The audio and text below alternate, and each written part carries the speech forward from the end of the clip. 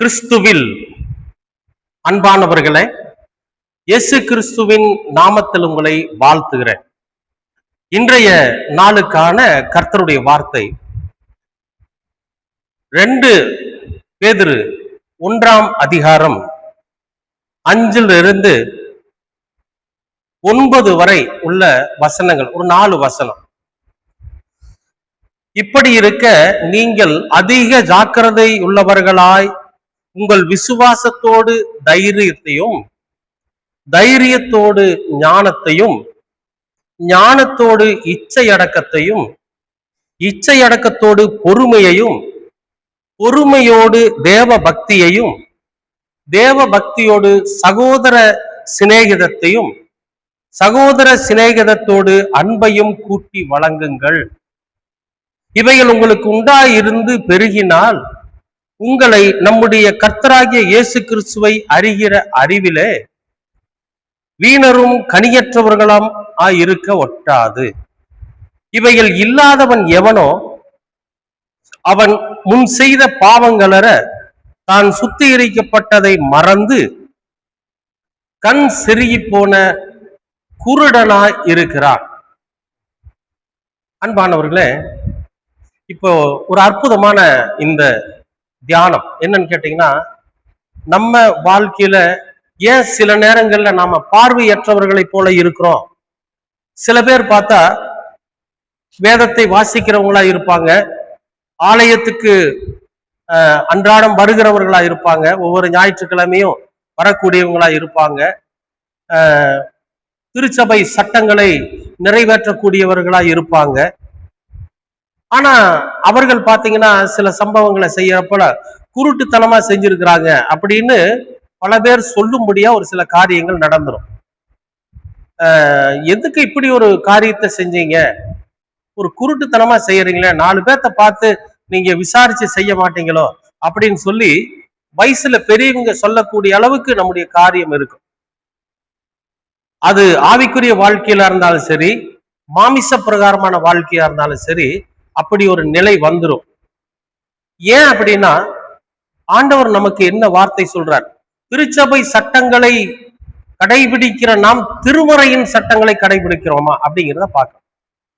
திருமறையாகிய இந்த இம்மானுவேலர் நமக்கு என்ன கற்றுக் கொடுக்கிறாரோ அதை நாம கடைபிடிக்கிறோமா அப்படின்னு பார்த்தா அதுல நாம கொஞ்சம் தவறி போயிடும். இங்க ஒரு அற்புதமான ஒரு விஷயத்தை சொல்றார் பேதுரு, நமக்கு ஒரு அழகான அறிவுரையை சொல்றார். என்ன சொல்றாருன்னா, நீங்கள் அதிக ஜாக்கிரதையுள்ளவர்களாய் இருந்து, ரொம்ப ஜாக்கிரதையுள்ளவர்களா இருக்கணுமா. அசால்ட்டாவோ அல்லது ஏனோ தானோ என்றோ இருந்துடக்கூடாது. ரொம்ப ஜாக்கிரதையா இருங்க. ஏன்னா இந்த உலகம் அப்படிப்பட்டதா இருக்குது. இந்த பிசாசானவன் யாரை விழுங்கலாமோ என்று கெர்ச்சிக்கிற சிங்கம் போல சுற்றி திரிகிறான் அப்படின்னு வேதம் நமக்கு எச்சரிப்பு கொடுக்குது. அப்ப இந்த எச்சரிப்பின்படி நாம எப்படி இருக்கணும்னா, மிகுந்த ஜாக்கிரதையுள்ளவர்களா இருக்கணும். பேசும்போது சரி, பார்க்கும் போது சரி, ஒருவரோடு பழகும் போது சரி, எப்படி இருக்குன்னா ரொம்ப ஜாக்கிரதையுள்ளவர்களா இருக்கும். சரி, இவர் தானே, நம்ம நண்பர் தானே, நமக்கு தெரிஞ்சவர் தானே அப்படின்னு ஏனோ தானோ என்று ஒரு காரியத்தை செஞ்சுட்டு கடைசியில குருட்டுத்தனமா நாம ஏமாந்துட்டோமே அப்படிங்கிற ஒரு நிலை வந்துடக்கூடாதுங்கிறதுக்காகத்தான் இங்க மிக தெளிவாக இம்மானுவேலர் நமக்கு எச்சரிக்கிறாரு. நீங்க மிகுந்த ஜாக்கிரதையுள்ளவர்களா இருங்க. அது மட்டும் சொல்லல, நீங்கள் ஜாக்கிரதையுள்ளவர்களா இருந்து உங்கள் விசுவாசத்தோடு தைரியத்தோடு ஞானத்தையும், அதாவது நாம கர்த்தர் எப்படி பார்த்தாலும் நமக்கு நன்மையானதை செய்வாரு அப்படிங்கிற ஒரு விசுவாசம் நமக்குள்ள இருக்கு. ஆனா அந்த விசுவாசத்துக்குள்ள என்ன சொல்றாரு? தைரியத்தோட ஞானத்தை. இப்போ ரொம்ப நாம தைரியமா ஒரு காரியத்தை குறித்து நம்ம செயல்படுத்த போறோம்னு வைங்களேன், ஒரு விஷயத்தை செய்ய போறோம். அப்ப நமக்குள்ள ஒரு தைரியம் வருது, நாம கர்த்தர் பார்த்துக்குவார், விடுங்க, எதா இருந்தாலும் கர்த்தர் பார்த்துக் கொள்வார் அப்படிங்கிற அந்த ஒரு தைரியத்தை வச்சுக்கிட்டு நம்ம போறோம். தப்பு இல்லை. ஆனா அந்த தைரியத்தோட என்ன சொல்றாரு? ஞானம் இருக்கணுங்க.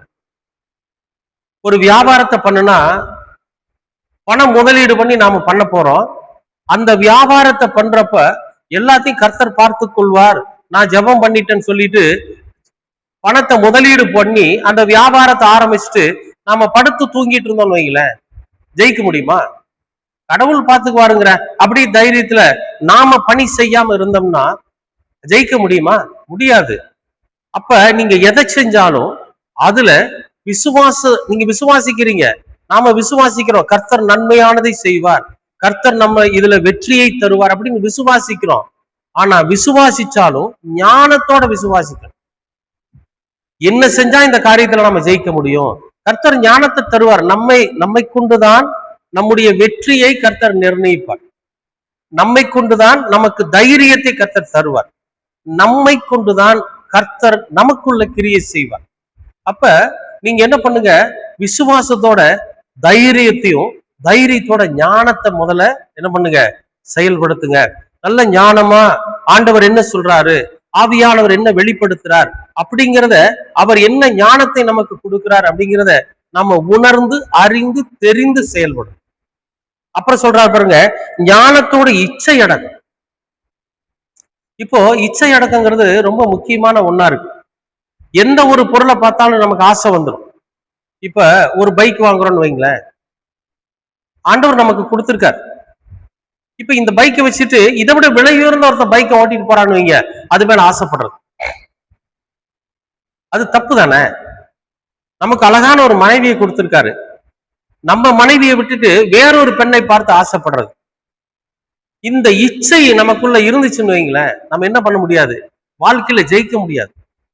கர்த்தர் நமக்கு எதை கொடுத்து இருக்கிறாரோ, ஆண்டவர் எதை அனுபவிக்க வேண்டும் என்று நம்மை அனுமதித்து இருக்கிறாரோ அதை முழு மனதாக ஏற்றுக்கொண்டு நம்ம எப்படி இருக்கணும், அதே அந்த லிமிட்டோட நிறுத்திக்கணும். அப்ப நம்முடைய மனசு அலைவாயத்தான் செய்யும், நம்முடைய பார்வை அலைவாயத்தான் செய்யும், அதுல ஒரு அடக்கம் இருக்கு. அப்ப எதை செஞ்சாலும் நம்ம விசுவாசத்துல தைரியமான ஒரு விசுவாசத்தோடு ஒண்ணு செய்யறோம், அதுல கர்த்தர் ஞானத்தை கொடுப்பாரு. அந்த ஞானத்தை நம்ம என்ன பண்ணணும், சரியானபடி அந்த ஞானத்தை நாம உணர்ந்து கொண்டவர்களாக, இச்சை அடக்கம் ரொம்ப ஆசைப்படாம, அடுத்த பொருள் மீது ஆசைப்படாம, அடுத்தவர்களுடைய பொருள் மீது ஆசைப்படாம, நமக்கு கொடுக்கப்பட்டது சரி என்கிற அந்த உணர்வோடு கூட நம்ம பணி செய்யறப்போ அதுல வெற்றி பெற முடியும். இச்சை அடக்கம், இச்சை அடக்கத்தோடு பொறுமையோடு தேவ பக்தி. கொஞ்சம் பொறுமையா தான் இருக்கணும். ஒரு தொழில் ஆரம்பிச்சாவோ, அல்லது ஒரு ஊழியத்துக்கு போனாவோ, அல்லது படிக்க ஆரம்பிச்சாவோ, அல்லது ஒரு இன்டர்வியூ அட்டன் பண்ணாவோ கொஞ்சம் பொறுமையா இருக்கணும். பதறுகிறவன் சிதறுகிறான். நிறைய ஆட்டோவில் கூட அந்த வசனத்தை எழுதி வச்சிருக்கான். பதறாத, எந்த காரியத்தை குறிச்சாலும் அவசரப்படாத, ஆத்திரக்காரனுக்கு புத்தி மட்டும், அவசரமா எடுக்கிற முடிவு தப்பானது. அப்ப நிதானமா பொறுமையா நல்ல உணர்ந்து எப்படிங்க ஆண்டவர் சொல்றாரு, நீங்க இச்சை அடக்கத்தோடு பொறுமையோடு தேவ பக்தி. இப்ப ஆண்டவரோட சமூகத்துல உட்கார்ந்து, ஆண்டவரே நான் இந்த காரியத்தை செய்யலாமா, இந்த காரியத்தை செய்வதற்கு நீங்க அனுமதிக்கிறீங்களா, நான் இப்படி ஒரு தொழில் ஆரம்பிக்கிறேன், அல்லது ஊழியத்தை ஆரம்பிக்கிறேன், அல்லது படிக்க போறேன், ஏதாகிலும் ஒன்றை நாம் செய்கிற போது இதை நாம செய்யலாமா அப்படின்னு பொறுமையா உட்கார்ந்து ஆண்டவரோட சமூகத்துல கேட்கிறப்போ அது தேவ பக்தி. ஆண்டவர் நினைப்பாரு, நம்ம கிட்ட கேட்டுத்தான் நம்முடைய மகன் இந்த காரியத்தை செய்யறான் அப்படின்னு. அப்ப இந்த தேவ பக்தியோட சகோதர சிநேகம், யாரையும் வெறுக்காம, எல்லோரோட உறவு, எல்லோரோட அன்பு, இந்த சகோதர சிநேகத்தோட கூடிய அன்பையும் கூட்டி வழங்குங்கள். அப்ப இதுக்கெல்லாம் ஆணித்தரமா அச்சாணியா இருக்கிறது அன்பு. இந்த அன்பை கூட்டி வழங்குங்க. மற்றவர்களிடத்துல நீங்க எதையும் வெறுக்கவோ, மற்றவர்களை அவமானப்படுத்தவோ, மற்றவர்களை உதாசீனப்படுத்தவோ இல்லாம, எல்லோரையும் சகோதர சிநேகிதத்தோடு, சகோதர அன்போடு அரவணைச்சு நீங்க உங்களுடைய பாதையை நீங்க கடந்து போகிற போது நிச்சயமாகவே அதுல நீங்கள் வெற்றி காண முடியும். மற்றவர்கள் நமக்கு உதவி செய்வாங்க. நீங்க வர்றவங்ககிட்ட எல்லாம் சிடுச்சிடுன்னு பேசி பாருங்க. வர்றவங்ககிட்ட எல்லாம் ஒரு தப்பான வார்த்தைய நான் தான் பெரிய ஆளுங்கிற ஆணவத்துல பேசி பாருங்க, ஜெயிக்கவே முடியாது. அன்பா, அரவணைப்பா, பொறுமையா, ஞானமா, விசுவாசத்தோட நீங்க பேசி பாருங்க. நாம தோல்வி அடைஞ்சா கூட சகோதர சிநேகிதம்னு ஒண்ணு இருக்கு பாத்தீங்களா, அந்த சகோதரர்கள் என்ன பண்ணுவாங்கன்னா, ஐயோ ரொம்ப நல்ல மனிதராச்சே, இவருக்கு இப்படி ஒரு நிலையா அப்படின்னு சொல்லி நமக்கு நல்வழி காட்டுவதற்கு அவங்க இறங்கி வருவாங்க. இயேசு கிறிஸ்து கூட அநேக இடத்துல நம்மளை சகோதரர்னு சொல்லியிருப்பார். ஏன் தெரியுமா? சகோதர சிநேகிதம். அதோட சேர்த்து அன்பையும் கூட்டி வழங்குங்க. இவைகள் உங்களுக்கு உண்டாயிருந்து பெருகினால், இதெல்லாம் நமக்குள்ள உருவாகி இதெல்லாம் நம்முடைய கிரியைகளாக வெளிப்படுத்தி நமக்குள்ள பெருகுமானால், உங்களை நம்முடைய கர்த்தராகிய இயேசு கிறிஸ்துவை அறிகிற அறிவில, அப்ப இயேசு கிறிஸ்து இன்னார் என்று அறிந்து கொள்ளுகிற அந்த அறிவில, இயேசு கிறிஸ்து யாரு, அவர் எதுக்காக இந்த உலகத்துக்கு வந்தாரு, எப்படிப்பட்ட காரியத்தை அவர் செஞ்சாரு, அவர் செய்த தியாகம் எப்படிப்பட்டது அப்படிங்கிற அந்த அவருடைய கிரியைகளின் மகத்துவத்தை அறிகிற அறிவில வீணரும் கனியற்றவர்களுமா இருக்க ஒட்டாதுங்க. எந்த காலத்திலையும் நாம பிரயோஜனமற்றவர்களா போயிட மாட்டோம். நம்ம என்ன காரியம் செஞ்சாலும் சரி, நம்ம ஆண்டவரிடத்துல என்ன வேண்டுதல் செஞ்சாலும் சரி, அது தாமதமானாலும் ஏற்ற காலத்துல கர்த்தர் அதை நமக்கு செய்வார். நாம ஒரு நாளும் வீணு விருதா போக மாட்டோம் அப்படிங்கிறார். அது மட்டும் சொல்லல, இவைகள் இல்லாதவன் எவனோ. அப்ப இந்த மாதிரியான சகோதர சிநேகிதம், அன்பு, ஞானம், விசுவாசம், தைரியம், தேவ பக்தி, இதெல்லாம் இல்லாதவன் என்ன ஆவானா, முன் செய்த பாவங்களற தான் சொருகி போன குருடனாயிரும். இதெல்லாம் இல்லைன்னா தான் நம்முடைய வாழ்க்கை குருட்டுத்தனமான வாழ்க்கையா. நம்ம எதை செஞ்சாலும் அதுல தவறு ஏற்படும். நம்ம எங்க போனாலும் அங்க நமக்கு விரோதமா எழும்புவாங்க. இதெல்லாம் எதனாலன்னு கேட்டீங்கன்னா, இப்படிப்பட்ட கிரியைகள், செயல்கள் நமக்குள்ள இல்லாததுனாலதான். அன்பானவர்களே, இயேசு கிறிஸ்து நமக்கு நல்ல ஒரு அன்பையும் சகோதர சிநேகிதத்தையும் ஞானத்தையும் தேவ பக்தியையும் பொறுமையையும் கொடுத்திருக்காரு.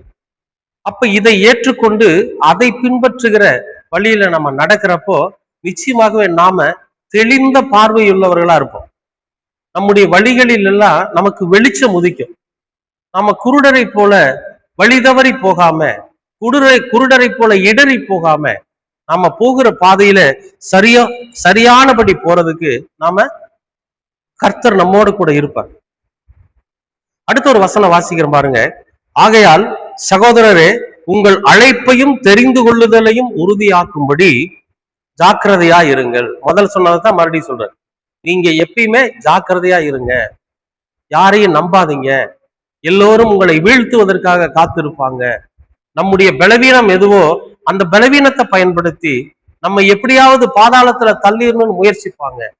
அதனால எதுவாக இருந்தாலும் கர்த்தரோட சமூகத்துல சொல்லி நாம ஜெபிக்கிறப்போ நிச்சயமாகவே கர்த்தர் நம்மை தெரிந்து கொண்டு நம்மை நல்வழிப்படுத்தி சகோதர சிநேகிதத்தோடு நம்முடைய பார்வை தெளிவடையும்படியாக, நம்முடைய வாழ்க்கை வெளிச்சம் உதிக்கும்படியாக கர்த்தர் செய்வார்.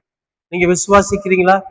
அப்ப நாம நம்முடைய விசுவாசத்துல தைரியமா இருந்து கர்த்தரோட சமூகத்துல பொறுமையோடு தேவ பக்தியோடு ஜெபம் பண்ணுவோம். அன்பின் பரலோக பிதாவே, நன்றியுள்ள இருதயத்தோடு உம்மை துதிக்கிறோம். கர்த்தர் நீர் எங்களோடு கூட இடைபட வேண்டுமாய் செபிக்கிறோம். ஆண்டவரே, அற்புதமான தேவனே, அதிசயமானவரே, இந்த தியானத்தில, இந்த கர்த்தருடைய வார்த்தையில நாங்கள் ஜாக்கிரதையாய், விசுவாசமாய், தைரியமாய், பொறுமையாய், தேவ பக்தியாய், சகோதரத்துவமாய், அன்பாய் இருந்து இந்த உலகத்திலே விழிப்புணர்வு உள்ளவர்களாக, பார்வை தெளிவடைந்தவர்களாய் இருக்க நீங்க கிருபை பாராட்டுங்க. உங்களுடைய இரக்கத்தினாலும் அன்பினாலும் ஆண்டவராகிய இயேசு கிறிஸ்து எங்களுக்கு கற்றுக் கொடுத்திருக்கிற போதனைகளினாலும் இம்மானுவேலர் அனுதினமும் எங்களுக்கு ஊட்டுகிற இந்த அனுதின உணவின் வாயிலாகும் நாங்கள் ஒவ்வொரு நாளும் தெளிவடைய நீங்க கிருபை பாராட்டு. இரக்கம் என்றென்றைக்கும் எங்களோடு கூட இருக்கட்டும். இயேசு கிறிஸ்துவின் வழியாய் கேட்கிறோம் நல்ல பிதா. ஆமேன், ஆமேன், ஆமேன்.